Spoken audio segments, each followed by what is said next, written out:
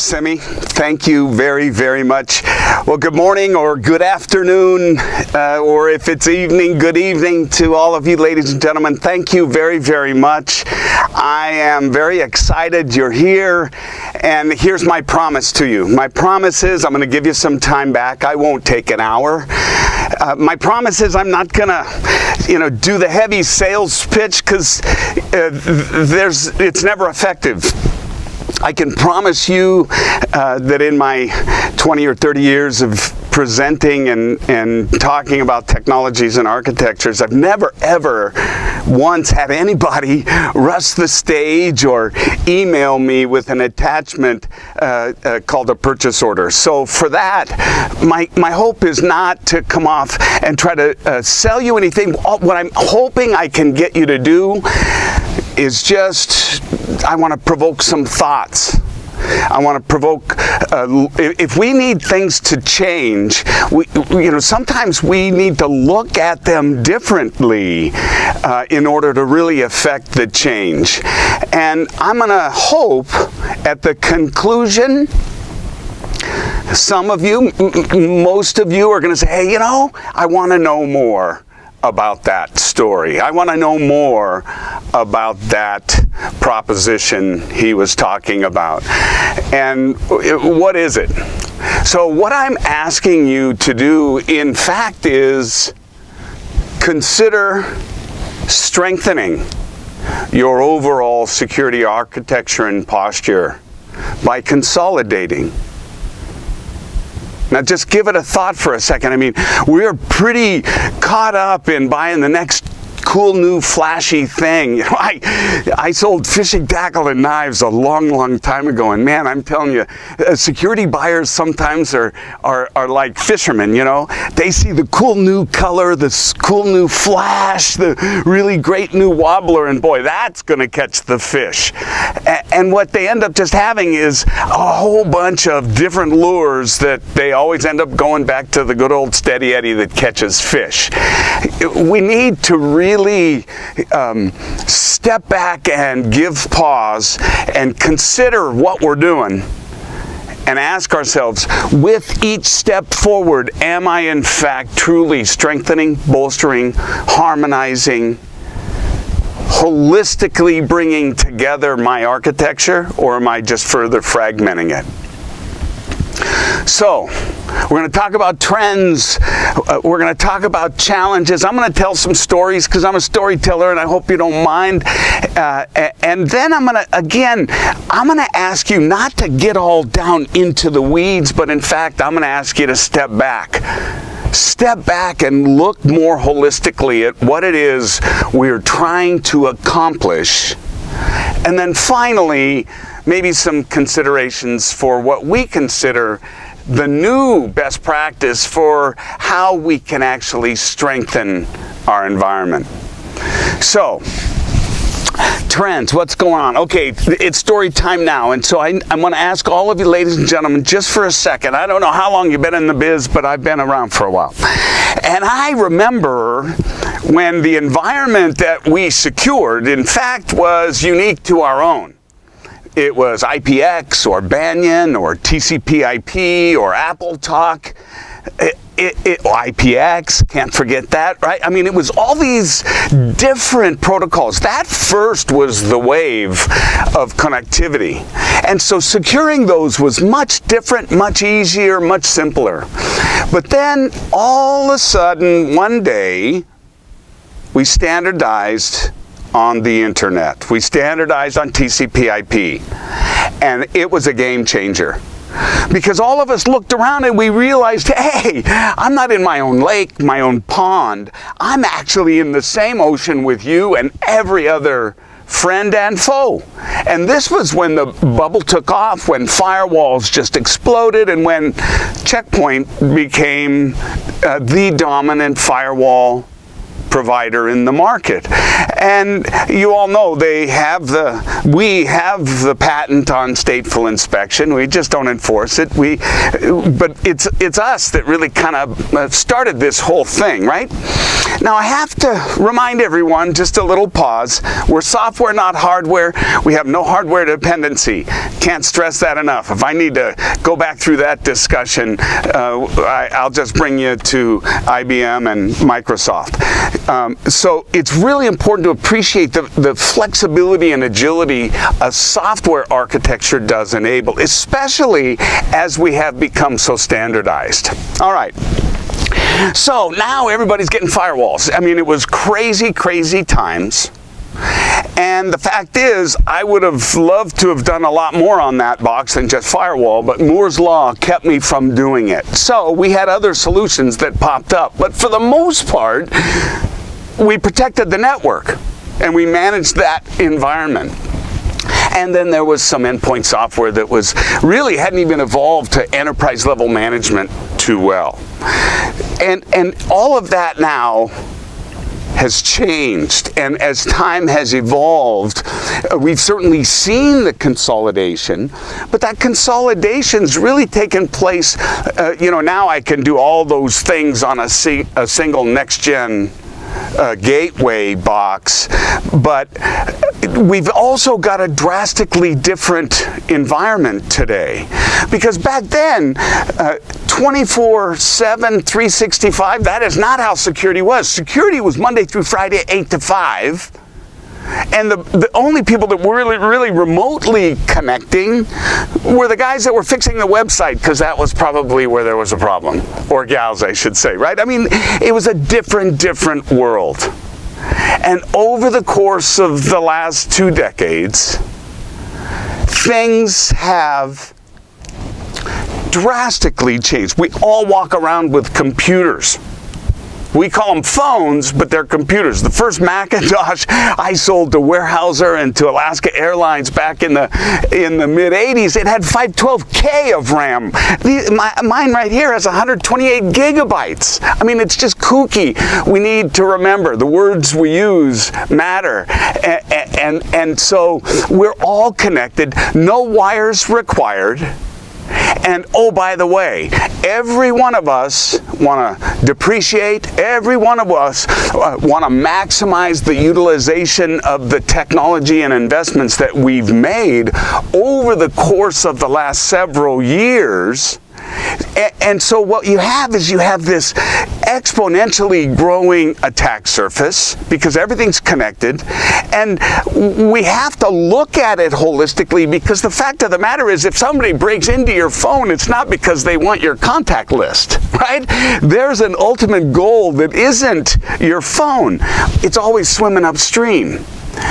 And as we are so hyper-connected, we need to start to look from a unified perspective about how we're protecting our architecture overall, and unifying and leveraging a common threat intelligence, and understand that while we're dragging along all of our old technology and having to continue to contend with legacy as well as all the new, the bad guys are using this cool new stuff and bots and AI, and they're sometimes kicking our butts.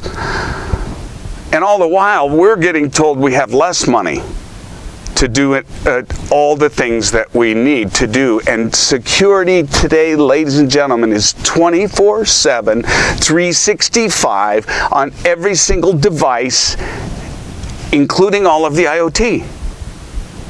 We need to look at it that way. We need to think differently.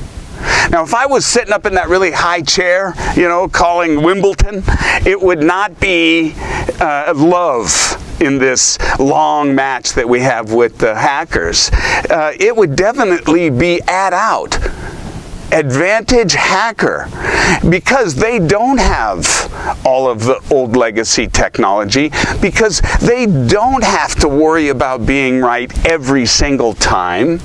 And as we've shifted to this new cloud-first, cloud-centric, hyper-connected digital transformation world, that chain is so long. they're going after any one of those links that have a potential exploit or vulnerability. And it's just almost impossible for us to keep up because they can focus on the cool leading edge, and we're just not capable of having that complete flexibility that we'd like to have. Now, the challenge is, I want you to just kind of stop for a sec, close your eyes, and think about it like this. This is what we expect of you, Mr. CISO. You're going to identify everything. You're going to develop, monitor, respond, recover to everything. I'd say everything because it's all the risks. You've got all the processes defined. And oh, by the way, you're going to start over again and do this over and over and over. And in this growing, sprawling, hyper-connected architecture, and oh, by the way, you don't have enough people. Oh, by the way, you don't have enough technical aptitude within your teams, but this is your life. It's really, it's kind of almost unbelievable. And then when you say, oh yeah, and by the way, Mary, by the way, Joe, every new cloud app function, serverless, container, you got to stay up on all of that stuff too.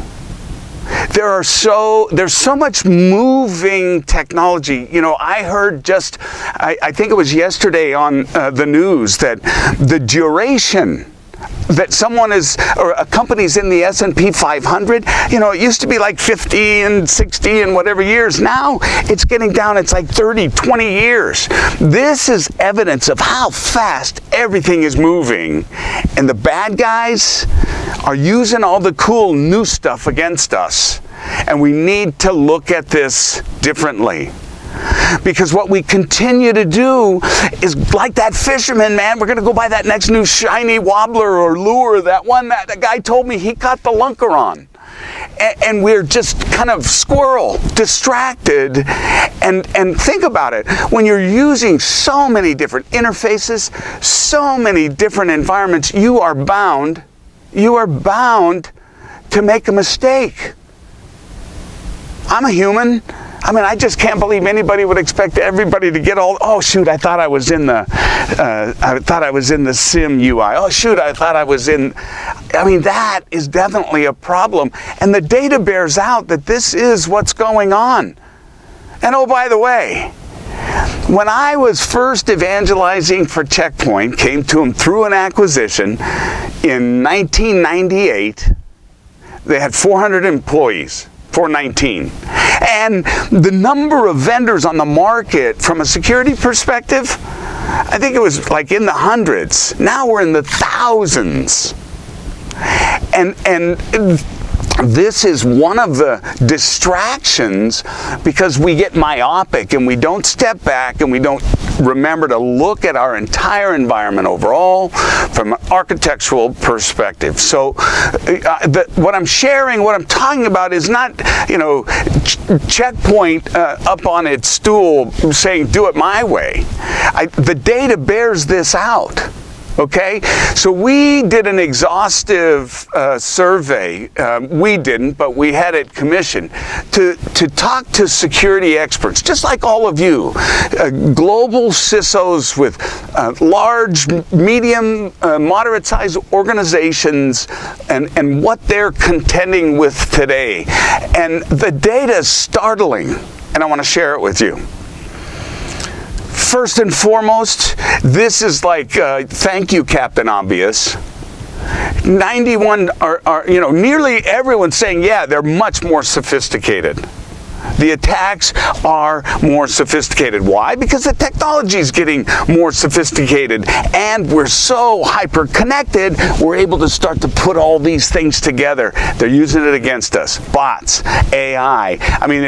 We've got data that shows you stand up a cloud account and within 15 minutes, you've got 150 different attempts within 7 days, nearly 4 million attempts to get in and the account's empty. It's just got a username and password. It's all the bots and all the automation the bad guys are using against us. All right. if it's vendors, it's very likely multiple products. Okay, so of course everybody's using multiple vendors, but you have to then peel that away and look one layer deeper and say, okay, well, how many products, how many UIs, how many interfaces, how many architectures, how many support people, how many support numbers, how many salespeople, how many professional services teams, how many contracts, how many accounting, FUPAs. You know, these are all expenses incurred when dealing with multiple vendors. And the fact is, it is a challenge, not just from our side of the fence. I think, again, I'm going to ask you all to not drill in, but kind of go up holistically and think multiple vendor in your business, in all the aspects, because there are many, right? There's support, there's maintenance, there's accounting, there's payment terms, there's all kinds of, you know, how are they with returns, RMAs? Every one of these aspects have their own idiosyncrasies and result in a very complex patchwork for all of you when you continue to invest in more and more and more different vendors and different vendors' solutions. Now, this is the low point. This is the wah-wah. And this, I mean, I'm telling you, this is so disheartening for me. I mean, being in, cyber security since 1998, and to see that we're not even at 80% confidence of any area of our environment, of our architecture. This is a problem, and it's not a good trend.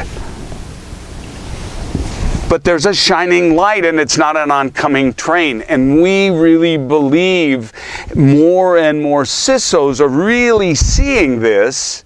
And it's not just you and all your peers, but there are others. There are pundits that are also saying the same thing. That if I had fewer vendors to work with, it would actually improve my security. Just what I said at the very beginning. Consolidation equals strengthening. It has to be with the right platform. Now, I want to just briefly go back. You know, I was telling the story about how the industry has evolved. You know, you have to pause and say, how many options do I have in the marketplace today that I could consolidate with any meaningful value, with any meaningful consolidation? And I would suggest there's not a ton of us. There's only a handful.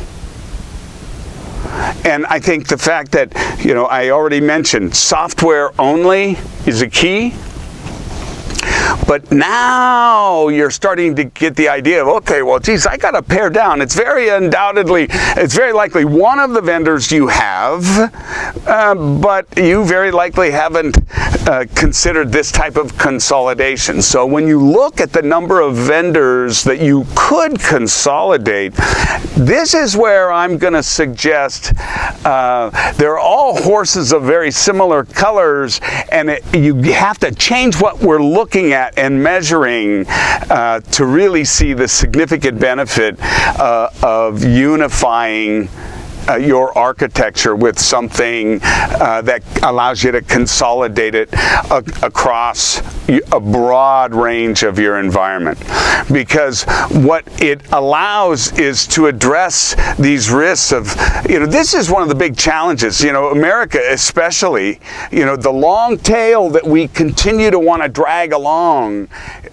This is tough for us, but it has significant business meaning and business value, and until that goes away, we're not going to be able to do anything about it.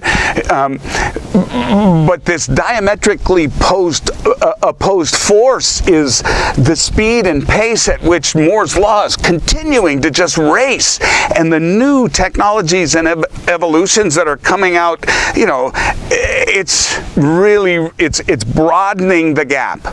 It's stretching all of you and your teams more and more too thin, I should have said. Not more and more, it's literally just too thin.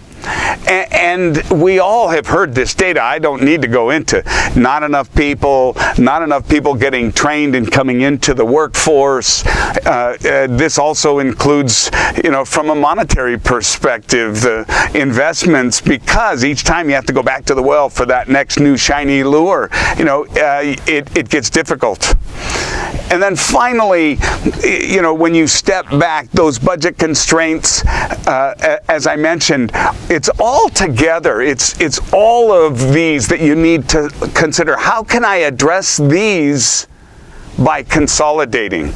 And that's exactly what we're suggesting. That looking, again, instead of getting in close, backing up and saying, is there a way that I can build an overall architecture that unifies, homogenizes, leverages the same threat intelligence that, oh, by the way, I will put up against any other threat intelligence in the market? Let me pause again and just remind you all, now that you have the 3, 4, 5, 6, however many vendors' names in your head, as I mentioned, there's only a few that can do it. Now, I want you to consider what they've created architecturally. And this is why I believe the best of breed argument is kind of already defined. And here it is. I've got a huge bit bucket in the cloud. We call ours threat cloud, but ladies and gentlemen, I had a huge aggregation of threat intelligence in 1998. Long before we called it the cloud, long before we called it threat cloud, we were aggregating threat intelligence.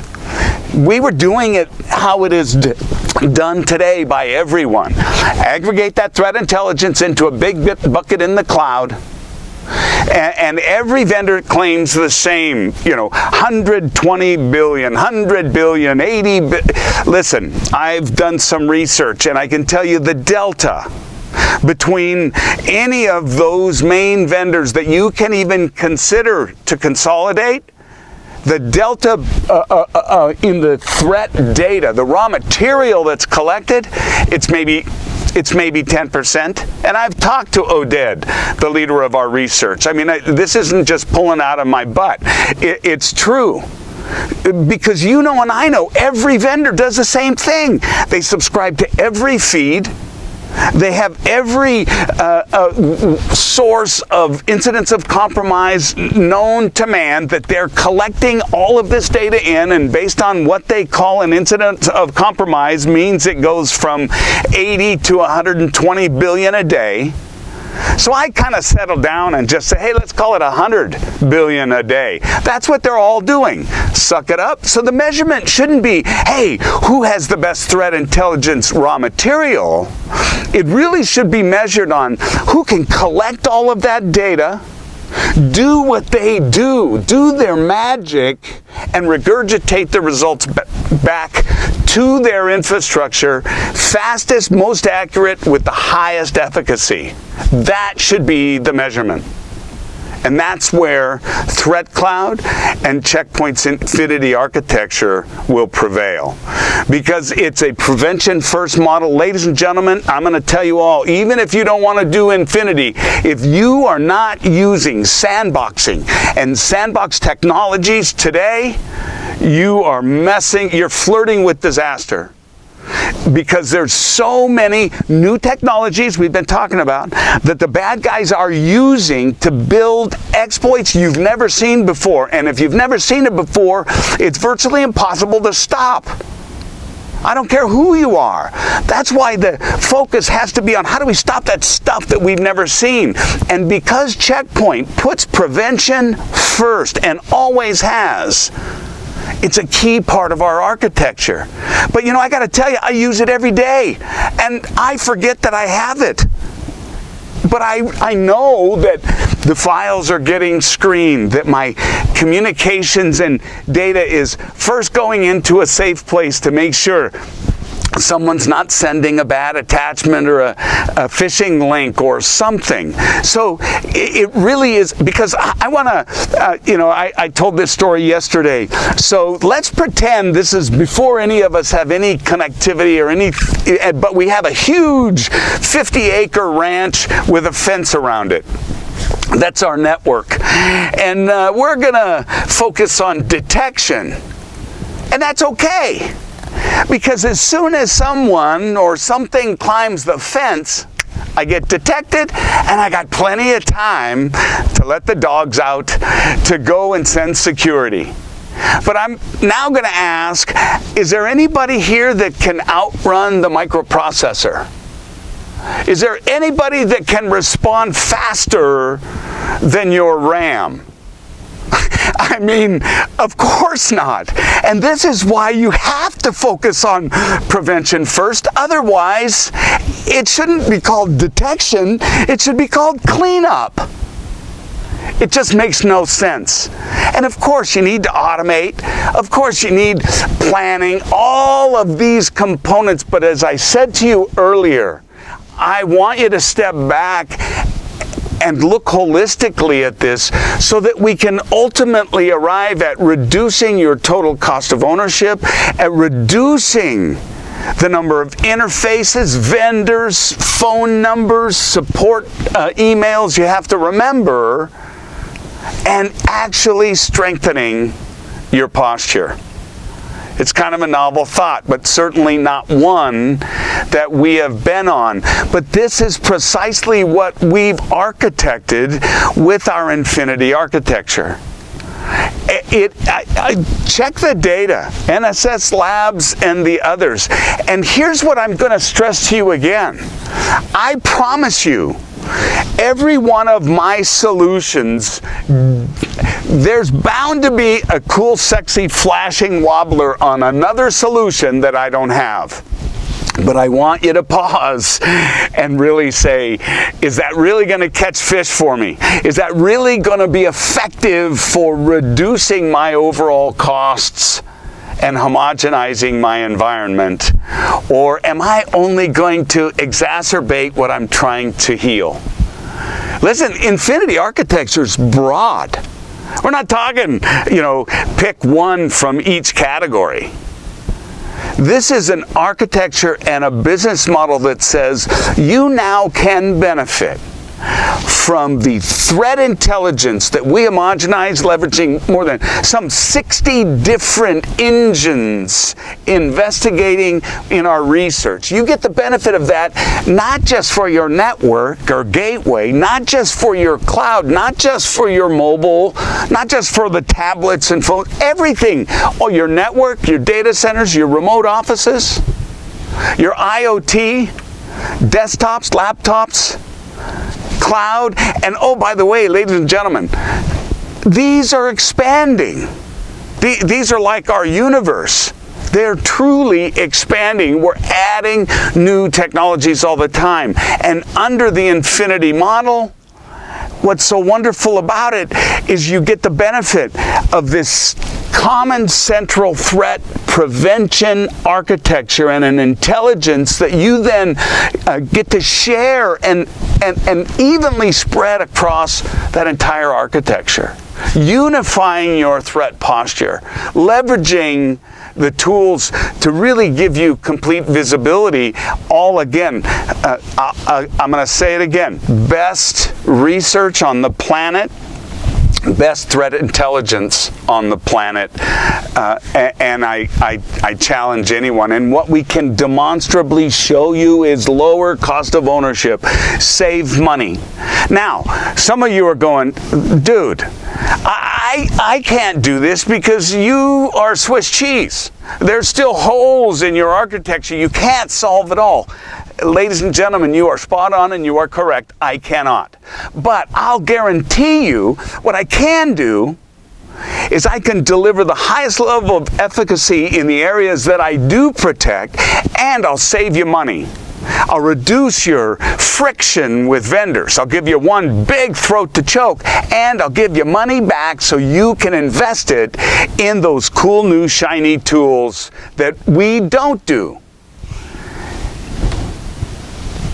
All right.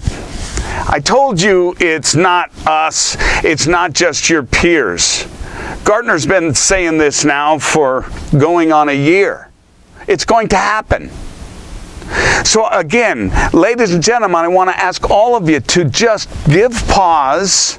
Remember, things look differently when we look at them differently, and will end up resulting in different solutions, and we can strengthen your position by giving you a consolidated architecture, one that we provide under an ELA. And the key message to this slide is flexible, flexible, flexible. Agile. I mean, think amoeba in a petri dish, goes any way you tilt. That's Infinity. With the services and the products and the support that you need. Virtually every Infinity deal is a custom deal because we base it based on you. But that flexibility has profound and significant benefits because you have such agility. I mean, let me give you an example. Let's just say, I mean, just for grins, that we've got a company that's got 1,000 employees, and, well, you know, 850 of them come into the really nice office on the hill, and 150 are out in the field. And, you know, I don't know, something happens, and all of a sudden, nobody can come into the nice building on the hill. Well, if you're not an Infinity customer, you're scrambling. But if you're an Infinity customer, it's okay. You call up your Infinity team, and literally, on a dime, we can shift and enable with our Infinity components that change in your workforce. We did that for a company with over 100,000 employees in less than 14 days. It's unbelievable, and it all comes down to being flexible, to giving you choice, to giving you agility, and strengthening by consolidating. It's kind of an oxymoron. It's not what we think about. When we think consolidate, we think, hey, I might not have that last 2 feet fenced, but hey, it's easier. No, it's just the opposite. We're actually going to bolster, strengthen, by giving you an architecture that's all centrally unified. And the other thing, you know, we've got the great Infinity portal that's bringing all of this together in one UI. Now, are we there completely and totally? No, but boy, we're closer, I would suggest, than any other vendor. And this unified architecture is going to free you. It's going to enable you to have more time, more resources to deploy on the important things that you want to focus on, so you can get the business outcomes you need to get, and not get caught up in whether or not it works with your SIM or feeds the intelligence over to someone else. So, hey, I hope this was time well spent for you all, and just, if nothing else, what I hope is I provoked a little bit of thought, just, you know, to kind of consider. And as I said, I don't expect anything, but I sure hope that there's some of you that say, hey, you know, I'd like to know more. And if you do, let us know, because we'd love to talk to you. Here's my contact info. I got a great podcast I've been doing for a little over, I guess, just about a year, called Talking Cloud. Check it out. Thank you all very, very much for your time today. And Simi, it's back to you.